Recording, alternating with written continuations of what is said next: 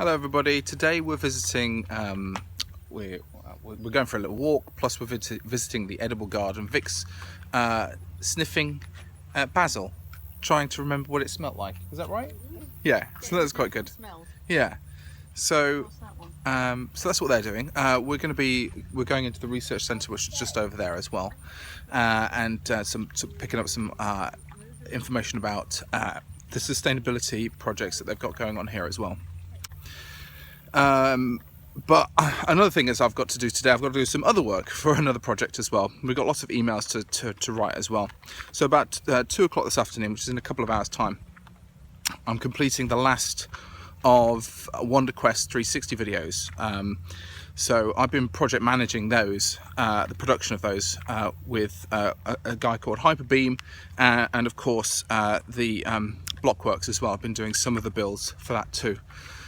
So I can't tell you any more than that. It's just a big secret. We just have to wait and see. So one of them did get released today, which is Stampy's Dream, which is really cool. So those are some of the extra bits of content that I'm really proud of that we produced for WonderQuest as well. And it's been great to be kind of doing the management side of that as well. Here we are. We're on our way back to the cabin. I've got my appointment to keep. But before we got back, we're sitting down on this structure here. So this structure is called Philo Sofa, and it's Philo. So a kind of a seating arrangement made of reclaimed wood and ropes, all hung and suspended from these wooden beams as part just at the corner of the visitor centre. Let's give you a better look. It looks so cool, so comfy as well. Designed to kind of for people to sit down and talk in. Okay, so I just thought I'd share that with you because it's amazing, and we hadn't actually tried it out yet. Look at it. It's so cool, all kind of strung up like that. The artist is from the Netherlands. How do you say his name? I don't know. We don't know how to say his name. Why don't you ask someone? That's his name there. Kulic.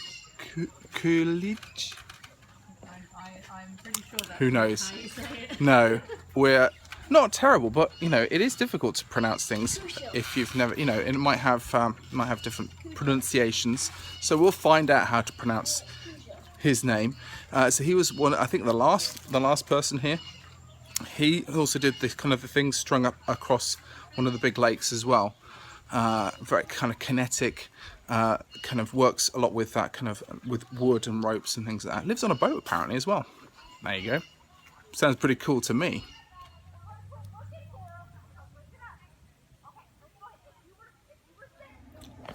Alright, it's afternoon coffee time.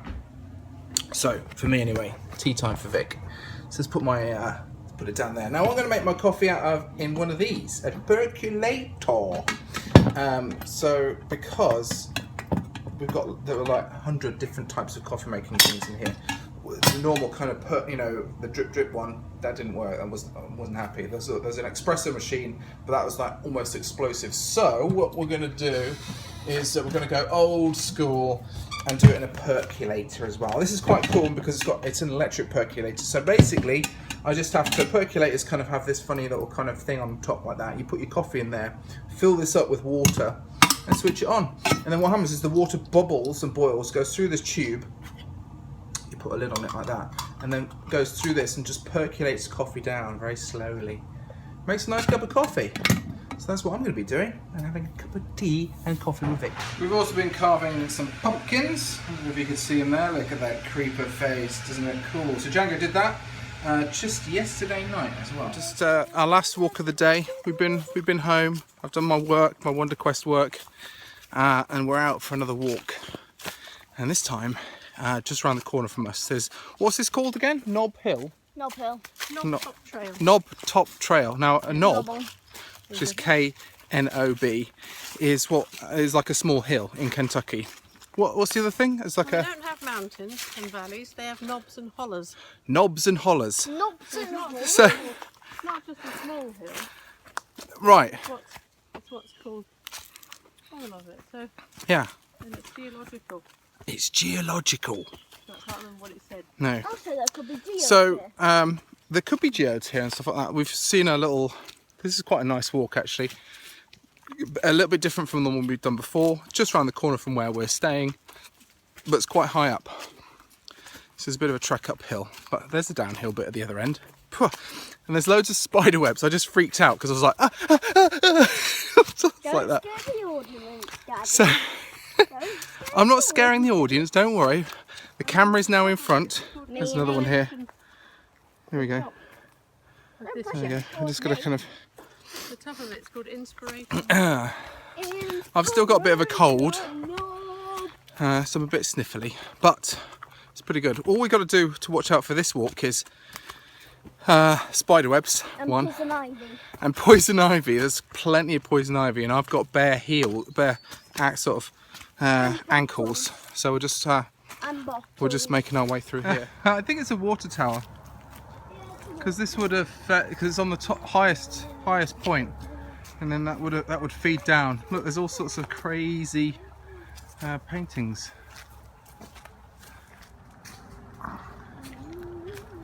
So do you think we go down that other point? Okay, we'll go around. We'll go around. So that's a bit of a surprise. That was quite cool. I like these paintings on the side of it as well. A nice art trip that came up here once upon a time. That looks like there's a pipe down there, so that's obviously the pumping station bit, or the pumping bit. So that pipe will probably lead back down to the bottom. So not only are we going to be going outside and doing the outside stuff, we're also going to be inside doing the Minecraft stuff. So let's have a look. I've got 3 builds here that I want to show you today. So first of all, I'll show you my sketchbook, my Bernheim sketchbook world, which is basically a flat world that I'm using to create a series of trees and kind of trees and landscape areas. So you'll just have a little look here. So let's just fly up here and we can kind of have a look over here. So what I've been doing is I've been creating shapes and forms using another bit of a program. That program is called, now can I remember it, Tinkercad. So I've been creating these shapes in Tinkercad based on some of my drawings that I've been doing of tree shapes and forms. So from there I can actually use MC Edit and I can change the shape and style and orientation of these. So I've created a slightly smaller one, a slightly smaller one. I've turned it around and I've also created a smaller thing. From those shapes I've created leaf formations, and in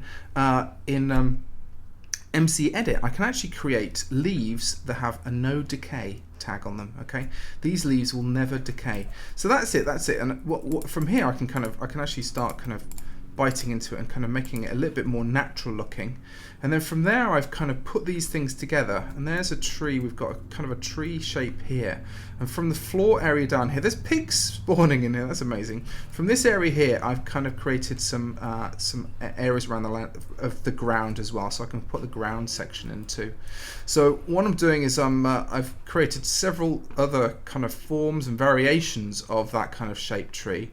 And I'm going to be putting in the logs a little bit later on, the tree trunks and stuff like that too. So I'm going to create kind of 5 different tall tree shapes, and this is for red, and I keep saying red rock run, the rock run loop. Okay, so we're going to use these for our rock run loop, and I'm going to turn these into schematics, and those schematics are going to be used inside of World Painter.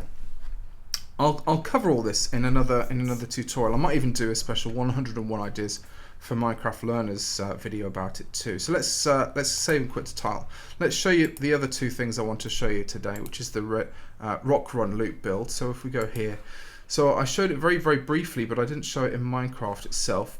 So this is the basic formation of what we created yesterday. Okay, so I basically cut out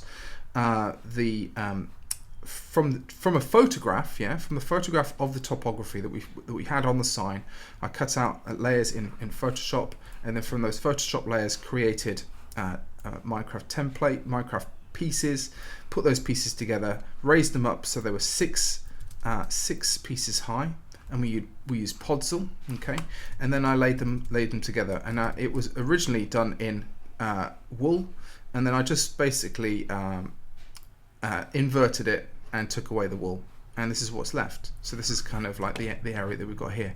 So it looks quite blocky, okay, maybe too blocky, I think. So what I did with this one, I processed it again, and I took it into World Painter. Now World Painter's got a great tool in World Painter, which means you can smooth things out. So just check out how we get on with World Painter. So this is exactly this, well, a new version of the build, but you can kind of see on the edge, I've just been able to blend things together a little bit, add a little bit more topography, make it a little bit more natural looking, and also I've started playing around with things like this, spraying down. You've got some different types of brushes which you can actually spray down different types of rock formations and so we've got stone and andesite and things like that. Also up here we've got grass and other bits and pieces, and over here we've got some forests as well. But the forests don't look the way I want them to look. I want them to look even better than they do over here. So that's why I'm actually creating a special area. Let's show you this as well, save and quit. So that's why I'm creating those trees and stuff, because in test 2, I think this is one I did earlier on, you can actually create custom brushes that will brush literally this stuff. All these blocks and blobs and stuff like that, and also these kind of trees over here that are not Minecraft trees, but these are schematic trees that have brought in later. And I basically just used a brush and brushed these onto a small piece of topography. So this is me just testing out whether, I mean, look at it, it looks great from above anyway, straight away. And Minecraft players never play things from above, they'll play things from below. So this is what it looks like from a player's perspective. Pretty cool, okay? Pretty cool. So all the tests are going well. I quite like the kind of the look of it, and I think even if I render it out as well, I think it'll look even better as well. So it's going to be some pretty special stuff that we're going to be creating. It's going to look great. Anyway, so that's what I wanted to show you guys, and if you have any questions or you think you'd like some more information about how I'm processing this stuff, do let me know in the comment section below. I'm quite happy to kind of make special video tutorials and stuff like that as well. The thing that I've got to do next is I've got to make the pathway, and I've got to think about how I'm going to apply the path to the area. Plus I'm going to be basically painting very carefully the topography of my map as well. Most of all of that is going to happen inside of World Painter.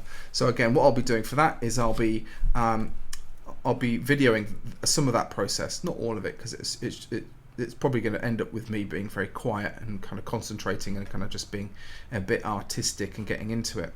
But I'll show you the process and what World Painter looks like as well. So thanks very much for listening, everybody. If you've liked this video, remember to give it a thumbs up, and if you haven't subscribed, do consider subscribing. We just hit today, which I was really pleased about, 45,000 subscribers. So we're at, I've been wanting to get to 50,000 subscribers, and I'm only 5,000 subscribers away from that, which is just an incredible number. So I'm really grateful for everybody who has subscribed. It's amazing that you all support the channel, and I do really appreciate it. We all do, Victoria, Django, and myself appreciate the kind of support. It just gives us, it really makes us smile every day that we've got so many people who are willing to support us like that. And subscribing is a form of support. So until next time, thanks very much for watching. I'll see you all guys later. Bye bye now. Bye.